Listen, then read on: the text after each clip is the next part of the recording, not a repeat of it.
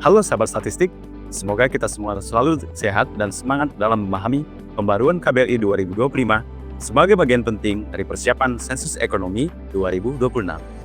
Pada kesempatan ini, kita akan membahas 3 kategori yang sangat erat kaitannya dengan sumber daya alam, energi, dan lingkungan, yaitu kategori B, pertambangan dan penggalian, kategori D, penyediaan listrik, gas, uap atau air panas, dan udara dingin, serta kategori E, penyediaan air, pengelolaan air limbah, penanganan limbah, dan remediasi.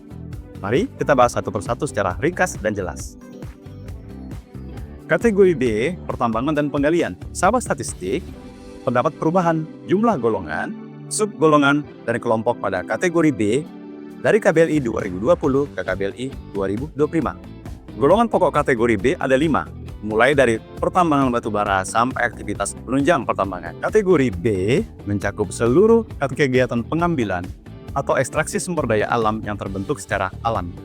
Kegiatan ini meliputi ekstraksi mineral padat seperti batubara dan biji logam, mineral cair seperti minyak bumi, dan mineral gas seperti gas alam, serta penggalian batu, pasir, dan tanah liat. Kegiatan pertambangan dapat dilakukan dengan berbagai metode, mulai dari pertambangan terbuka di permukaan, pertambangan bawah tanah, pengoperasian sumur, hingga penambangan di dasar laut. Namun, sahabat statistik penting untuk dicatat bahwa kategori B memiliki batasan yang tegas. Kategori ini tidak mencakup proses pengolahan lanjutan dari material hasil tambang. Jika bawaan tambang sudah masuk ke tahap pengolahan, maka aktivitas tersebut masuk kategori C, industri. Selain itu, pembersihan lokasi bekas tambang diklasifikasikan ke kategori E. Pengompasan lapisan tanah penutup di area tambang masuk kategori F, konstruksi. Sebagai contoh, di Kalimantan Tengah, kategori B dapat kita temukan pada aktivitas peti, pertambangan, dan peningkatan kualitas batu bara, mendulang emas, serta penggalian tanah laterit, yang masing-masing memiliki kode KBLI tersendiri.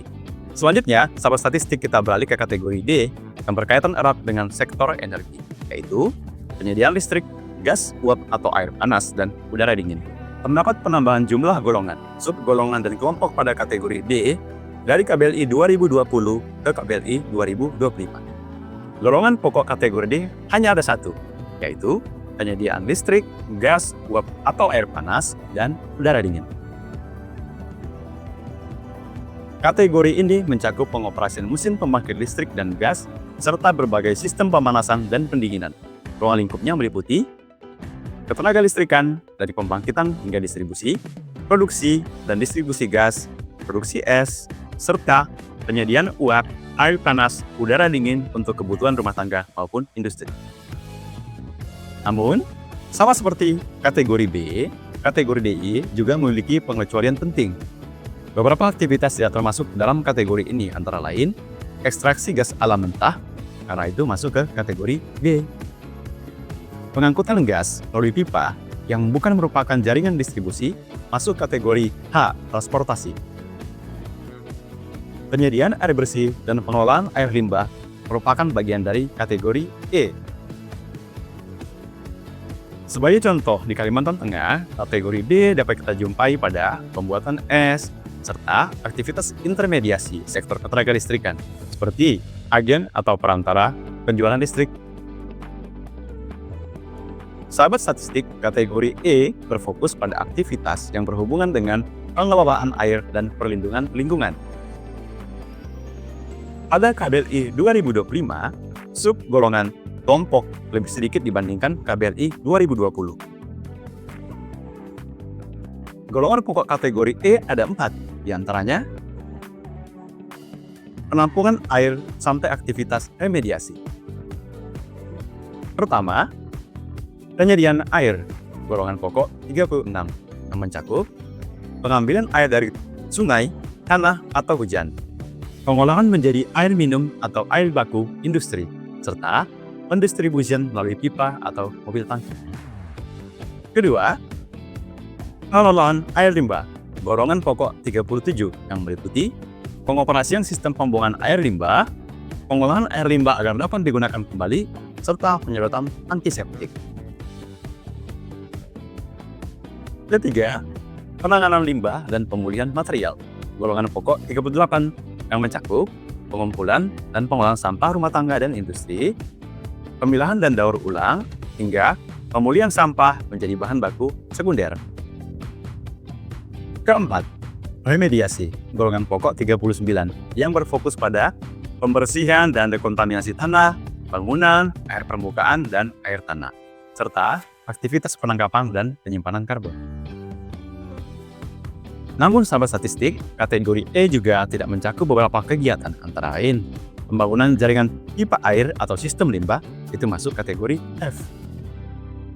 Jual beli limbah oleh pedagang masuk kategori G.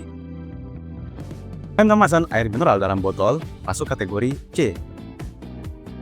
Serta pencatatan meteran air oleh pihak ketiga masuk kategori N. Sebagai contoh di Kalimantan Tengah, kategori E dapat dilihat pada aktivitas pengolahan dan pembuangan limbah tidak berbahaya, serta pengumpulan sisa-sisa seperti sisa minyak pelumas, sisa gabah penggilingan, sisa panen, dan sisa batu bara. Dengan catatan, hanya mengumpulkan tanpa ada proses pembelian. Sekarang, sahabat statistik, supaya lebih mudah diingat, mari kita pegang beberapa kata kunci utama. Kata kunci kategori B adalah mengambil, menambang, menggali, dan mengekstraksi. Kata kunci kategori D adalah membangkitkan, memproduksi, menyalurkan, dan menyediakan energi. Dan terakhir, kategori E, kata kuncinya adalah mengelola, membersihkan, mengolah limbah, menangani sampah, mendaur ulang, dan memulihkan lingkungan. Pemahaman yang tepat mengenai batasan dan cakupan kategori B, D, dan E dalam KBLI 2025 sangat penting agar kegiatan ekonomi dapat diklasifikasikan secara akurat, konsisten, dan sesuai dengan kondisi lapangan. Pemberian ini menjadi fondasi penting dalam pelaksanaan sensus ekonomi 2026, supaya data yang dihasilkan benar-benar mencerminkan struktur perekonomian Indonesia. Mari kita kawal bersama langkah besar ini untuk mewujudkan kemandirian ekonomi bangsa. Sensus Ekonomi 2026 milik Indonesia.